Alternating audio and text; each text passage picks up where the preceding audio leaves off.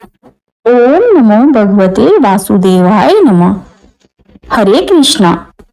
पुरुषोत्तम मास, जिसे अधिक मास या मलमास भी कहा जाता है, 15वें अध्याय की कथा। वाल्मीकि ऋषि कहने लगे, इस प्रकार विष्णु की स्तुति कर ब्राह्मण सुदेव हरि के आगे बैठ गया। तब भगवान ऐसी स्तुति सुन मेघ के समान गंभीर वाणी में बोले, हे बस, तुमने बड़ा घोर तप किया है, इसलिए जो इच्छा हो वर मांगो।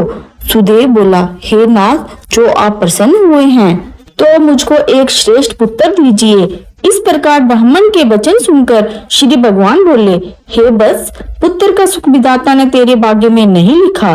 मैंने तेरे भागपट के सब अक्षर देखे हैं, परंतु उनमें 7 जन्मों में भी तुझे बेटे का सुख नहीं है।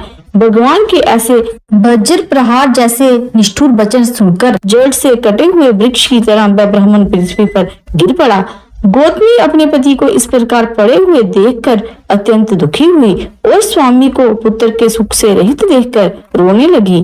फिर वह स्त्री धैर्य धारण कर अपने पड़े हुए पति से इस प्रकार बोली, हे नाथ, धीरज धारण कीजिए।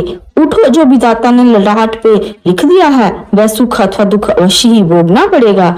इस प्रकार उस स्त्री के तीव्र शोक से युक्त वचन सुनकर उत्पन्न दुख से कांपता हुआ गरुड़ विष्णु भगवान से कहने लगा, हे हरे, आप इस शोक सागर में डूबी हुई ब्राह्मणी को देखिए और गिरते हुए आंसुओं से व्याकुल ब्राह्मण को देखिए। हे दीन बंधो, आपकी भक्तों के दुखों को न सहने वाली दया कहाँ गई? श्री नारायण बोले, इस प्रकार गरुड़ से अमृत समान वचन बोले, हे गरुड़, इस ब्राह्मण को एक मनोगत पुत्र शीघ्र दूंगा। इस प्रकार हरि के अनुकूल वचन सुनकर गरुड़ ने अति प्रसन्न होकर उस ब्राह्मण को अति सुंदर अनुरूप पुत्र दिया। बोलो नारायण भगवान की जय। पुरुषोत्तम मास की जय।